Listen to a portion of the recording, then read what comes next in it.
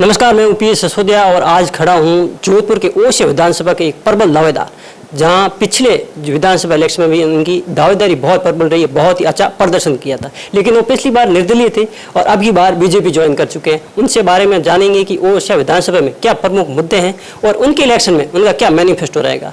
महेंद्र सिंह जी, पहले तो बहुत बहुत स्वागत है आपका हमारे चैनल पर। आपको जन जन का आपका स्वागत करता हूँ। बहुत बहुत धन्यवाद।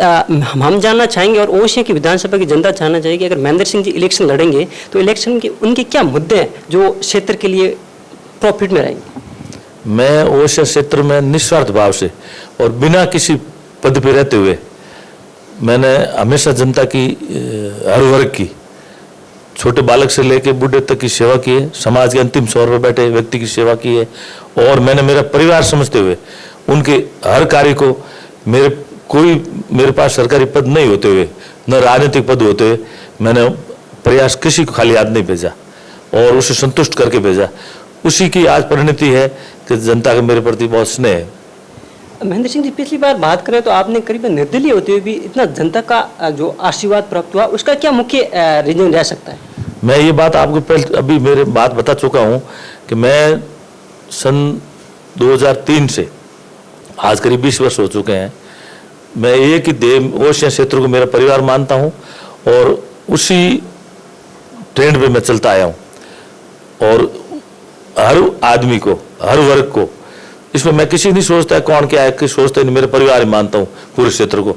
मैंने मेरे दिल से और अच्छे से करने का प्रयास किया, उनकी सेवा की और उनके समस्या का हल निकालने का प्रयास किया। लेकिन महेंद्र सिंह जी, अब 2023 में विधानसभा इलेक्शन का बिगुल बज चुका है और सभी जो दावेदार हैं, जो प्रत्यक्ष हैं, वो अपनी अपनी तैयारी कर रहे हैं। तो आपकी तैयारी किस प्रकार से चल रही है और टिकट वितरण को लेकर क्या मैनिफेस्टो रह सकता है कि किस तरह के समीकरण बनेंगे इस बार। टिकट वितरण की बात, जहाँ पार्टी जो भी जानकारी में आया, सुनने में भी आया है कि पार्टी, हमारा जो प्रधानमंत्री जी नरेंद्र मोदी जी, उनके पूरी नजरों में राजस्थान पूरा, वो स्वयं खुद देख रहे हैं। वो 4-5 रैलियां कर चुके हैं और भी आगे भी समय में करेंगे। तो उनका पूरा ध्यान केंद्रित है राजस्थान के ऊपर। तो राजस्थान में इस कारण भाजपा सत्ता की ओर अग्रसित है और भाजपा की सरकार 100% बनना तय है। पार्टी का मैनिफेस्टो तो उनकी तरफ से आएगा जो बढ़िया से बढ़िया होगा और राजस्थान में जो भी एक अलग काम करने का होगा। जो अभी कांग्रेस सरकार है, जो इसकी विफलताएं जो चल रही है आपके सामने है, जो कई मुद्दे हैं जो इतनी विफल हो चुकी है, जिसकी कोई मतलब जिसके बारे में वर्णन क्या करें। आप देखिए कि पेपर लीक का जो कांड हो रहे हैं पिछले 3-4 साल से देखा जा रहा है। हर परीक्षा के, प्रतियोगी परीक्षाओं के पेपर 100% लीक हो रहे हैं और पेपर लीक में भी वो लोग साक्षात्कार ले रहे हैं जो बाद में जेल जा चुके हैं। महेंद्र सिंह जी, मैं ये पूछना चाहूँगा कि ओसिया में दिव्या मदेरणा विधायक हैं और कांग्रेस की सरकार है, आप कितने नंबर देंगे कि दिव्या ने कितने परसेंटेज ओसिया विधानसभा की जनता के लिए काम किया है। अब मेरा कहने का मतलब है सबकी कार्यशैली, काम करने का तरीका सबका अलग अलग होता है। तो व्यक्तिगत मैं किसी के बारे में ज़्यादा क्या कहूँ, उन्होंने जो भी तरीका ठीक लगा उनको, अपना काम करने का तरीका जो उन्होंने पहले अपने परिवार से सीखा है या खुद की तरीका है, जो उस हिसाब से उन्होंने काम किया, उसके ऊपर मैं ज़्यादा टिप्पणी करना ठीक नहीं समझता हूँ। लेकिन अब इलेक्शन के अंदर अब अगर आप विधायक का इलेक्शन लड़ते हैं और जीतते हैं तो आपका मैनिफेस्टो क्या रहेगा कि मैं, मेरे क्षेत्र में यही एक कार्य है जो मैं विधायक बनने के बाद मेरे मैनिफेस्टो में रहेंगे। मेरे दिमाग में पूरा एकदम खाका विधानसभा के बारे में एकदम दिमाग में बैठा हुआ है कि पिछले 20 सालों में कितना बदलाव हुआ है। जो भूगर्भ में पानी होता था और नकदी फसलें, वाणिज्यिक नकदी फसलें जो मथाने त्योरी क्षेत्र में होती थी, पूरे भारत में प्रसिद्ध थी। जो फसलें जैसे मिर्ची की फसल होती थी, लहसुन की फसल, प्याज की फसल, नकदी फसलें, जीरा, जिसकी बखूबी से प्रसिद्धि थी, तो वो धीरे धीरे जब अंडरग्राउंड वाटर कम हुआ तो फ्लेवर पानी का खराब हुआ, TDS की मात्रा बढ़ी, तो वो फसलें कम होने लगी। तो उसकी पीड़ा मेरे को बहुत ज़्यादा है। तो उसके लिए मेरा दिमाग में ये है कि जो इंदिरा गांधी कैनाल है, उससे एक लिफ्ट कैनाल जो पैरेलल पानी की चल रही है 1130 RD से, जो इस क्षेत्र के लिए पर्टिकुलर ओसिया त्योरी मथाने क्षेत्र के लिए प्रति किसान को चाहे 10 बीघा जमीन ही देवे, कमांड करे उस जवान को, 10 बीघा जमीन में पानी मिले और वो फसलें वापस होनी शुरू हो और वो मिर्ची वापस हो और हमारा ओसिया त्योरी मथाने का नाम रोशन हो। और इस बार आप तैयारी कर रहे हैं बीजेपी से, और लेकिन इस बार जो प्रदेश के मुख्यमंत्री है वो कह रहे हैं कि इस बार राजस्थान में रिवाज बदलेगा और राज नहीं बदलेगा, सेम राज रहेगा, उसके बारे में आपका क्या ख्याल है? वो अपने दिमाग में योजनाएं लाने के बाद सोच रहे हैं। हमेशा मैं देखता आया हूँ पिछले 15 वर्षों में, पिछला 1 साल होता है जब योजनाओं की बम्बार आती है कांग्रेस के शासन में और जनता को लुभावने के लिए आती है। जनता अच्छी तरह से समझती है कि ये योजनाएं चुनाव के लिए लाई गई है। तो लोकतंत्र में हर सरकार अपना काम करती है, भारतीय जनता पार्टी भी करती है, कांग्रेस भी अच्छा करने का प्रयास करती है, वो भी करती है। तो जनता इस तरह से पूरी समझती है कि ये मेरे को लुभान्वित करने के लिए और वोट लेने के लिए किया जा रहा है। कहने का मतलब ये सिर्फ एक झुंझुना है जो इलेक्शन के तौर पे दिखाया जाता है, इसी के तौर पे दिखाया जा रहा है। वरना ये योजना धरातल पे लाई जाती तो सरकार बनते ही कौन मना कर रहा था? 2019 से शुरू करते तो आज तक कितने लोग लाभान्वित हो जाते। अब जिले बनाए गए, 50 जिले हो गए, तो जिले बनने के बाद में जिला एक बनने में, व्यवस्थित होने में कम से कम 1.5 साल लगता है उसका स्थापना होने में। सभी तरह के जिला लेवल के कार्यालय खुलेंगे, कम से कम 500 से 700 करोड़ रुपए की राशि चाहिए। न तो इतना बजट है, न व्यवस्था है। अक्टूबर में 5 से अक्टूबर आचार संहिता लग जाएगी, जो काम 15-20 दिन में करने हैं जो कर दिए जाएंगे और फिर आगे वाली सरकार जाने वो काम जाने। अब मैं बात करूं राजस्थान की, तो राजस्थान अपने तो और आपसी भाईचारे के लिए पहचाना जाता था, लेकिन आज में क्राइम रेट, भ्रष्टाचार और गैंग रेप जैसी घटनाएं बहुत ज्यादा आसमान पर छू रही है और इसमें राजस्थान नंबर 1 पर भी है। तो उसके बारे में आप क्या? गैंग रेप की घटनाओं से तो राजस्थान बहुत शर्मिंदा हो रहा है। हालांकि ये मैं नहीं कहता ये सरकार किसी को अपराध करने के लिए भेजती होगी या अपराधी को सरकार उकसाती होगी। ये नैतिकता का पतन हो रहा है, मानव जाति में खराब जो घृणित कार्य कर रहे हैं, इसके लिए कुछ प्रयास होने चाहिए। सरकार का इतना कर्तव्य है कि सरकार पुलिस का खौफ होना चाहिए, कानून का खौफ होना चाहिए। ये पाठ कैसे पढ़ाया जाए ऐसे अपराधियों को, भाई आप ऐसा अपराध करोगे तो ये सजा होगी। यदि अपराधी को ये डर लगे कि मैं गैंग रेप करने जा रहा हूं और मेरे को फांसी सजा होगी तो कतई अपराध नहीं करेगा। ये सरकार का कर्तव्य बनता है जो सरकार की तरफ से नहीं किया जा रहा है। लेकिन कहीं ना कहीं आप देख सकते हैं कि हरियाणा में अभी घटना हुई, नूह में जो हिंसा हुई बहुत ज़्यादा और कई लोगों की जान चली गई और बहुत करोड़ों रुपए का नुकसान हुआ।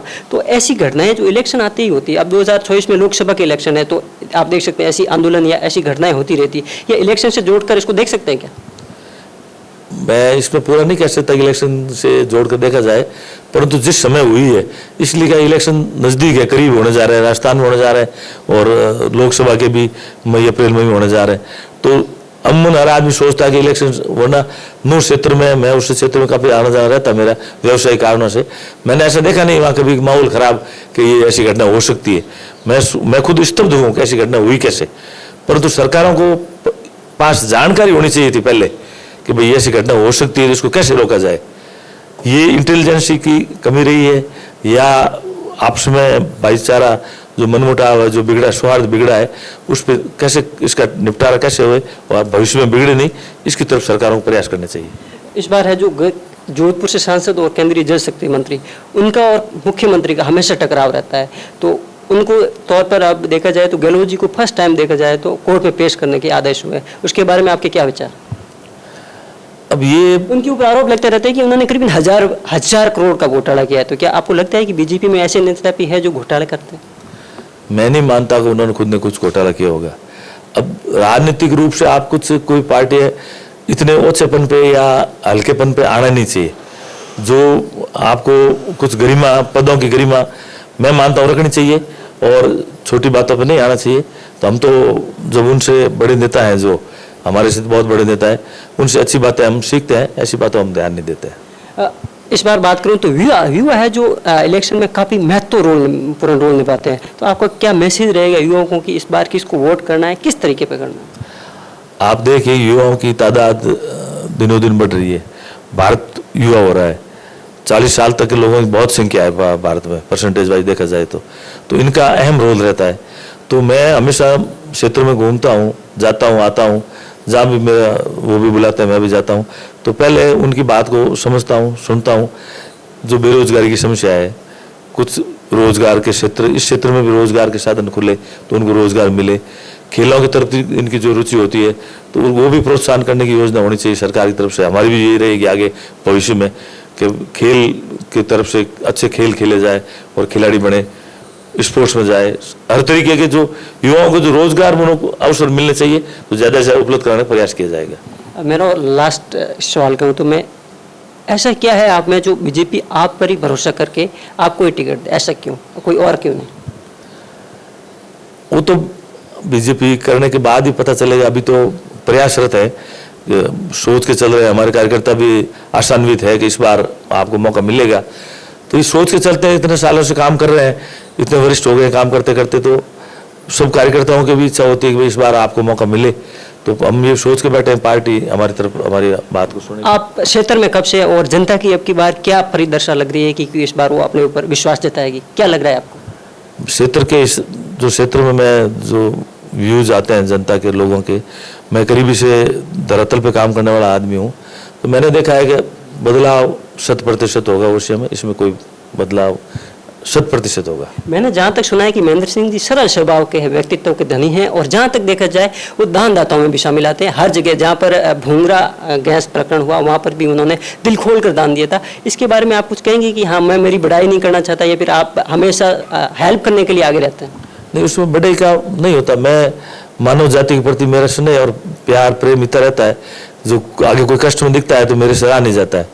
इसलिए मैं कुछ न कुछ मेरी तमन्ना रहती है इसके लिए कुछ करूं, इसलिए कर देता हूं। ऐसा कोई क्वेश्चन है जो मैं आपसे पूछ नहीं पाया और आप ओडिशा की विधानसभा की जनता को बताना चाहेंगे कि ये मेरा मैसेज है? मैं आपने करीब करीब क्वेश्चन सब पूछ लिए हैं, और मेरा बहुत अच्छा प्रयास रहेगा।